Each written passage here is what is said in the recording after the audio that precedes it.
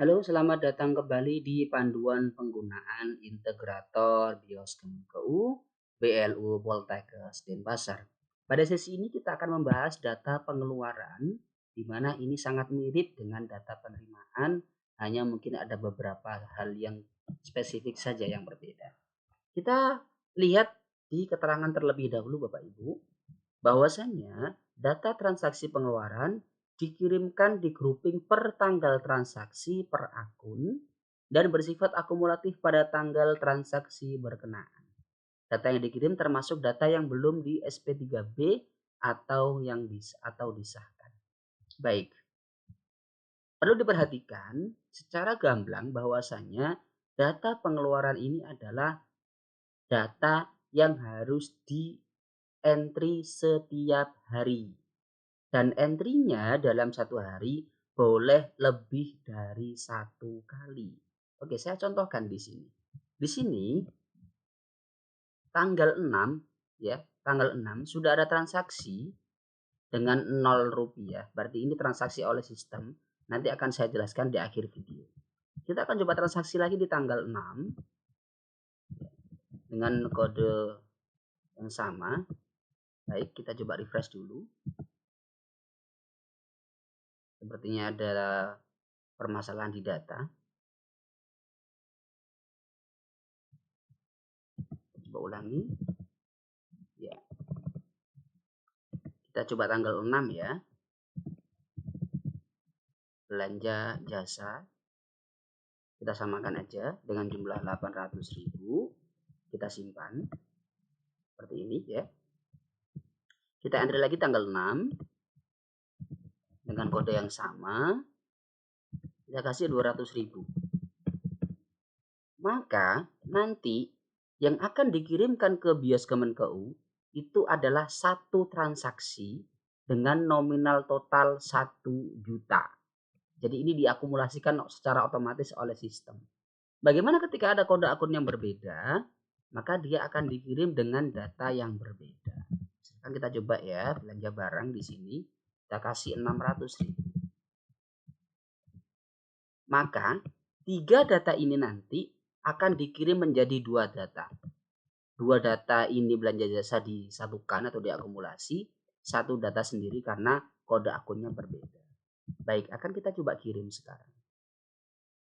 Oke, sebelum kirim kita cek dulu di sini ya. Lihat di sini tanggal 6 nominalnya 0. Ini transaksi awal ya.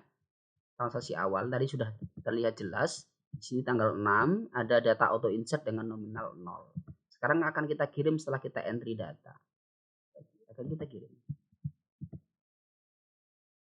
Nah, seperti ini. Kita cek di data BIOS. Perhatikan di sini belanja jasa jumlahnya 1 juta 800 ditambah 200. Sedangkan belanja barang jumlahnya ada 600.000. Ya. Kira-kira seperti itu peraturannya Bapak Ibu. Terkait dengan ini nanti akan coba kita evaluasi kembali terkait dengan status. Secara data sudah terkirim. Kalau kita lihat lognya juga sudah terkirim di sini ya. Kita ada transaksi pengeluaran di sini. Kita bisa cek detailnya. Nah, ada 2 kali pengiriman ya. 1 juta sama 600 tadi ya. Ini yang 600. Ini yang 1 juta. 1 juta ini akumulasi dari 800 dan 200. Baik.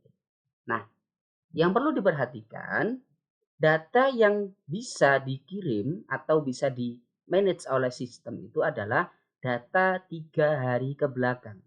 Jadi kalau hari ini tanggal 7, maka yang boleh diedit, dihapus, dan dikirim data adalah data tanggal 6, tanggal 5, dan tanggal 4. Sementara tanggal 3 ini sudah nggak bisa diapa-apain. Nggak bisa diedit, nggak bisa diapa-apain. Jadi kalau Bapak Ibu entry data kok tanggalnya tanggal 3, mungkin akan tetap masuk. Ya, akan tetap masuk. Akan tetapi data ini hanya akan jadi data temporer dan juga sampah.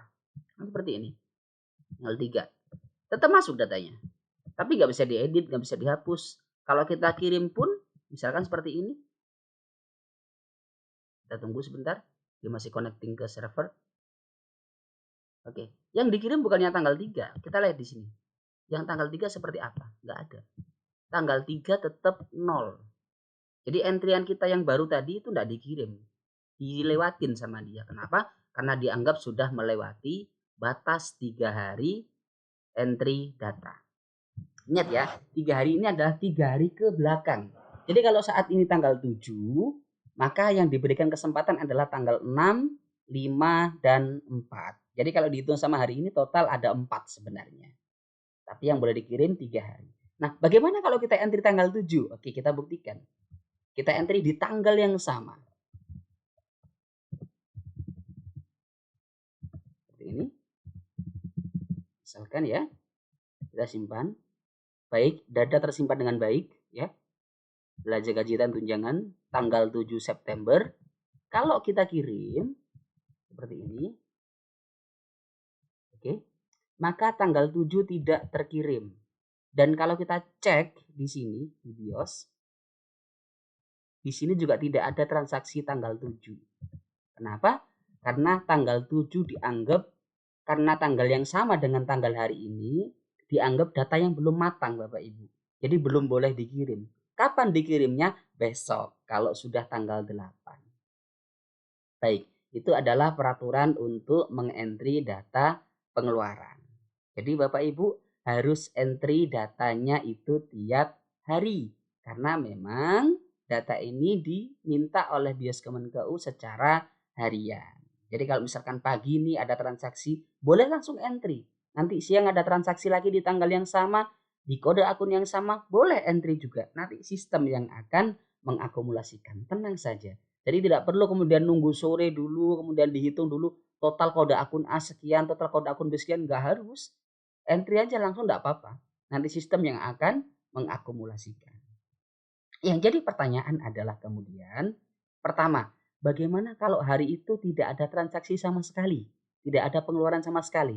Entah memang asli tidak ada, atau memang itu hari libur. Ya. Yang kedua, bagaimana kalau kita lupa kirim data? Nggak diklik nih.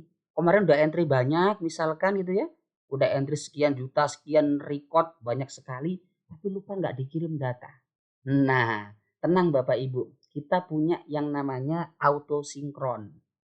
Jadi, jika memang kemudian misalkan hari ini hari Sabtu, ya, hari ini hari Sabtu, dan tidak ada transaksi sama sekali di aplikasi, maka malamnya nanti setelah masuk hari Minggu, jam 1 dini hari, atau awal hari Minggu, sistem akan melakukan cek apakah hari sebelumnya alias Sabtu itu ada transaksi.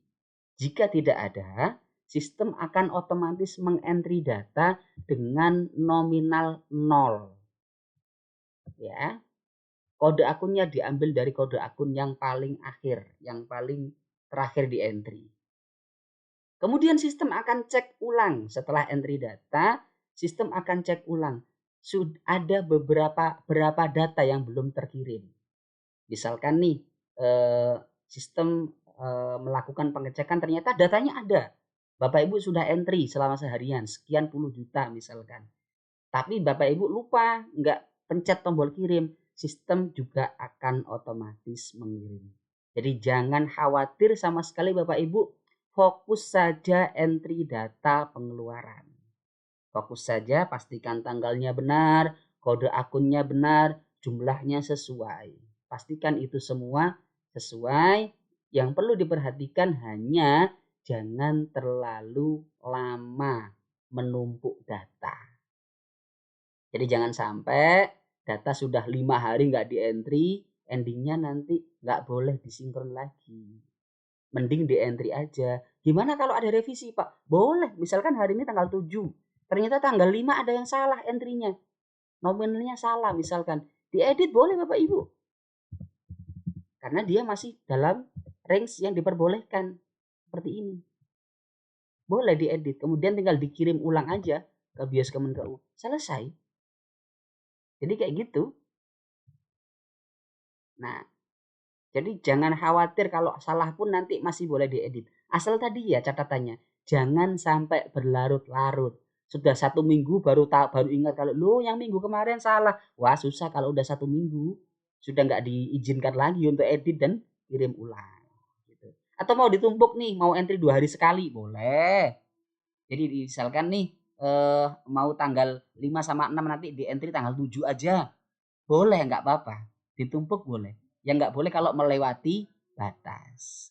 Baik, itu terkait dengan data pengeluaran. Sudah sekitar 10 menit, semoga bermanfaat. Terima kasih.